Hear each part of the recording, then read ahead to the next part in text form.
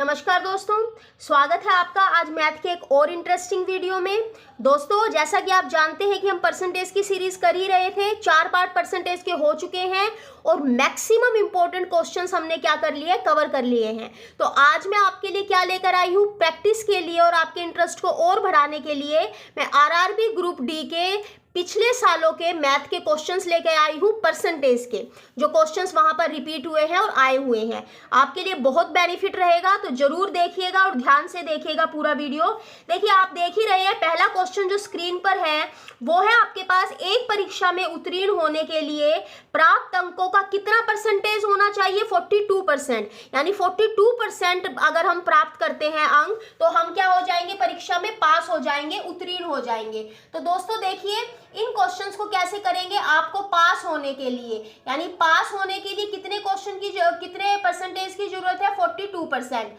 अधिकतम मार्क्स क्या होते हैं, मैक्सिमम मार्क्स। और जो अधिकतम मार्क्स होते हैं वो मार्क्स होते हैं जितने का वो पेपर था। ठीक है, ये हमेशा ध्यान रखना, जहां भी अधिकतम मार्क्स दे रखे हैं वो उतने का पेपर था। यानी टोटल इतने नंबर में से 42% अगर आप लेकर आते हैं तो आप वो एग्जाम क्लियर कर देंगे। आपको बताना है कि कितने नंबर लेकर आने हैं, आपको कितने नंबर चाहिए आपको। तो उसके लिए क्या तरीका होता है, जो भी अधिकतम मार्क्स दे रखे हैं, टोटल मार्क्स दे रखे हैं, उसका 42% निकाल लीजिए। दोस्तों 42% निकालने का कैसे निकालेंगे, अधिकतम मार्क्स गुना में 42%। और 42% को क्या लिखते हैं, इस परसेंटेज को जब हटाते हैं तो नीचे बटे में 100 चला जाता है। ठीक है, इसको सोल्व कर दिया, 5 दूनी 10, 5 नीम 45, ये 2 से कट गया आपके पास और आपके पास आ गया 21 9 जा कितना हो जाता है, 189। तो ये आपके पास आ गया है दोस्तों आंसर। यानी आपको 450 में से 189 नंबर लेने पड़ेंगे एग्जाम को क्लियर करने के लिए। क्लियर है दोस्तों आपको सबको ये क्वेश्चन। चलिए देखते हैं अब नेक्स्ट क्वेश्चन, 2018 में आया हुआ क्वेश्चन है ये आरआरबी ग्रुप डी का। नेक्स्ट क्वेश्चन देखिए क्या है आपकी स्क्रीन पर। देखिए दोस्तों, नेक्स्ट क्वेश्चन है, दीक्षा ने एक परीक्षा में 58% अंक प्राप्त किए। अब दीक्षा ने कितने अंक प्राप्त किए हैं भाई, 58% अंक उसने क्या किए हैं, प्राप्त किए हैं। इतने अंक मिले हैं उसको। आगे क्या कहता है, इस परीक्षा के जो अधिकतम अंक का मतलब मैक्सिमम मार्क्स, और मैक्सिमम मार्क्स का मतलब क्या होता है, जितने नंबर का वो पेपर था जिसमें उसको 58%। ये अंक किसको मिले हैं, दीक्षा को। आपको एक एक चीज लिखकर समझाती हूं ताकि कभी भी कोई कंफ्यूजन ना रहे। मैक्सिमम मार्क्स का मतलब, अधिकतम अंक का मतलब होता है जितने नंबर का पेपर है। तो 450 नंबर का पेपर है, आपको बताना है दीक्षा को कितने नंबर मिले। पिछले क्वेश्चन की तरह 2022 का आया हुआ क्वेश्चन है दोस्तों। ये समझ में आ रहा है अब आपको कि किस पैटर्न के क्वेश्चन आ रहे हैं परसेंटेज के। आपको सेम वही चीज बतानी है, बस ये बता, अब आपको सिर्फ क्या कर दिया, स्टेटमेंट जो है उसको मोल्ड कर दिया, उसको बदल दिया, उसको चेंज कर दिया। करना वही है, जितने भी मैक्सिमम नंबर की कहता है वो उतने का 58% हम क्या कर देंगे, फाइंड आउट कर देंगे।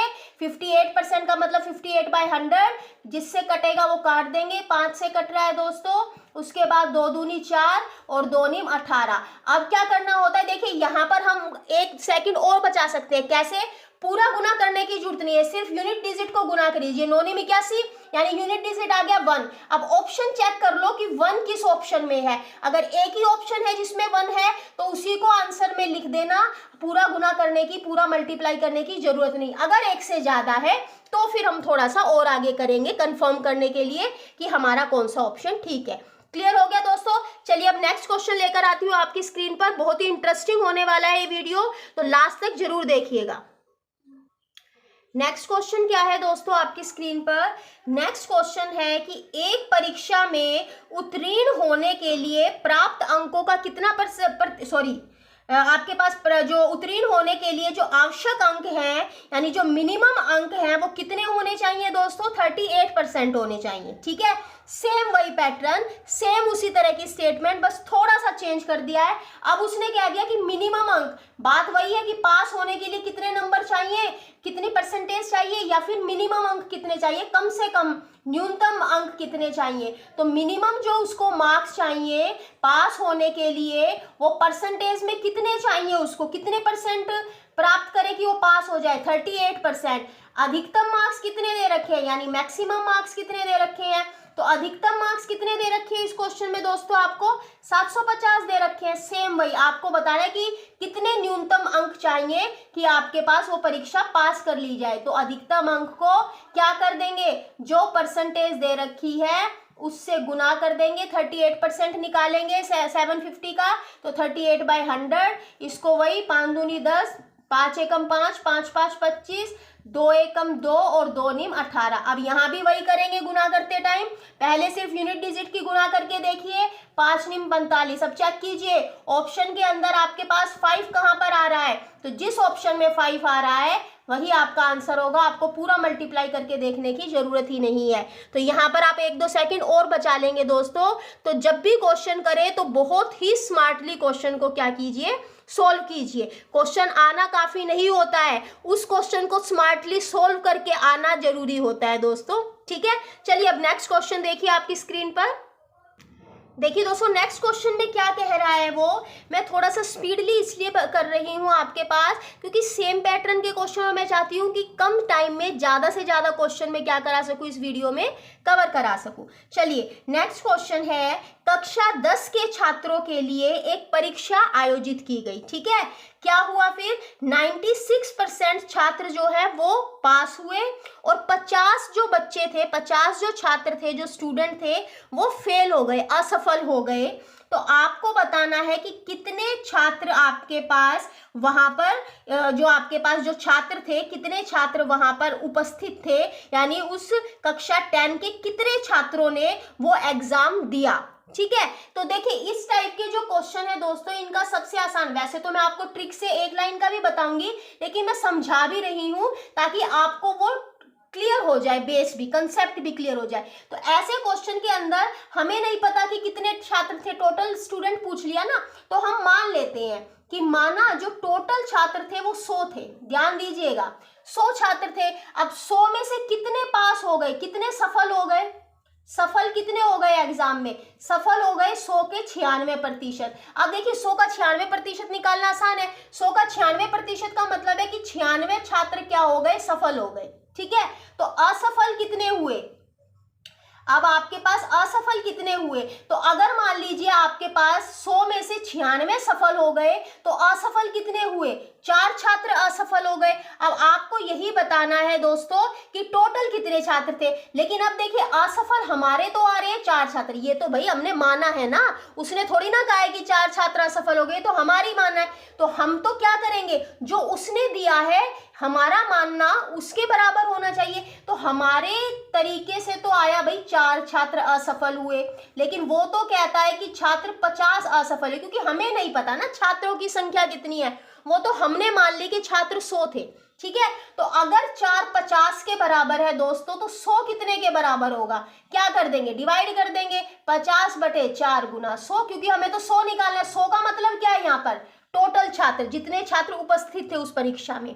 क्लियर, तो यहां से आपके पास क्या आ जाएंगे, उपस्थित छात्र आ जाएंगे। क्या आ जाएंगे आपके पास, उपस्थित छात्र। ये आपके पास उपस्थित छात्र है।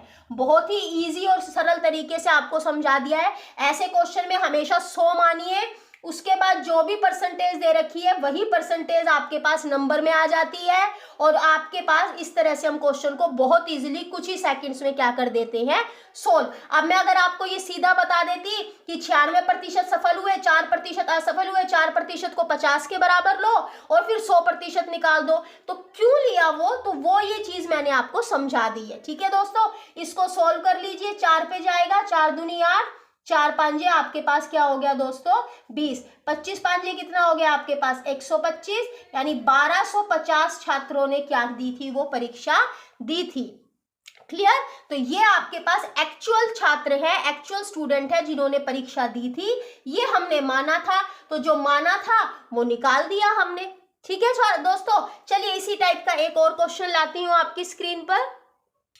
नेक्स्ट क्वेश्चन देखिए क्या है दोस्तों आपकी स्क्रीन पर, बहुत ही इंटरेस्टिंग क्वेश्चन है।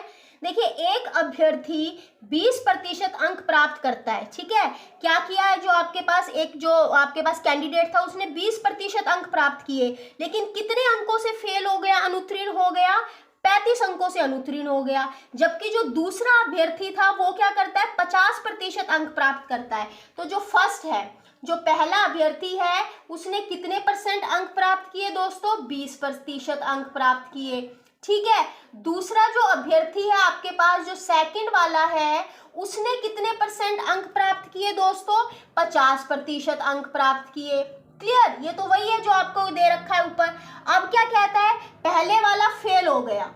क्या हो गया? फेल हो गया। कितने अंकों से फेल हो गया? 35, यानी 35 अंक अगर और मिल जाते तो वो पास हो जाता। और दूसरे वाला जो है वो आपके पास, उसने 50% अंक प्राप्त किए, लेकिन उसने जो न्यूनतम अंक चाहिए थे ना पास होने के लिए, उससे कितने परसेंट और ज्यादा अंक प्राप्त कर लिए? 32 अंक और ज्यादा। यानी वो पास तो हो गया, लेकिन पास होने के लिए जितने नंबर चाहिए थे उससे 32 ज्यादा उसको मिले। ध्यान दीजिएगा मैं क्या बोल रही हूँ और बहुत ध्यान से क्वेश्चन को देखिएगा। ठीक है, इस क्वेश्चन को क्या कैसे करेंगे? वही तरीका लगाएंगे दोस्तों। देखिए, आपके पास वही मान लेते, अब पूछ क्या रहा है वो, तो परीक्षा का पूर्णांक क्या है? पूर्णांक का मतलब वही अधिकतम अंक बताने हैं कि परीक्षा कितने नंबर की थी, कितने मैक्सिमम अंक का वो पेपर था। ठीक है, तो वही हम क्या कर लेते हैं? मान लेते हैं। हमने क्या किया? मान लिया भाई कितने नंबर का पेपर था? 100 नंबर का पेपर था। ठीक है, तो पहले वाले को कितने मिले? 100 का 20%। 100 का 20% कितना होगा? 20। दूसरे वाले को कितने मिले भाई? 50%। तो वो कितना हो गया आपके पास? 50 हो गया दोस्तों। क्लियर हो गया? लेकिन पहले वाला तो फेल हो गया और दूसरे वाला आपके पास क्या हो गया दोस्तों? पास हो गया। ठीक है, तो अब आप ध्यान दीजिए कि आपके पास जो दूसरे वाला पास हुआ और पहले वाला फेल हुआ, तो कितने अंकों का डिफरेंस पड़ रहा है उनके पास? कितने अंकों का डिफरेंस पड़ रहा है? 30 का। यानी दूसरे वाले को पहले वाले से कितने अंक ज्यादा मिले हैं? 30 अंक ज्यादा मिले। लेकिन ये कह क्या रहा है? ये तो हमारा मानना है ना, ये कह रहा है कि फेल वाला जो है वो 35 अंकों से फेल हुआ और पास वाला जो है वो 32 अंक और ज्यादा ले गया। यानी आपके पास अगर हम 35 जमा 32 करें तो कितना हो गया आपके पास? 5 और 2 7 और 3 और 3 6, यानी 67 अंकों का क्या आ रहा है? दोनों के नंबरों में डिफरेंस आ रहा है।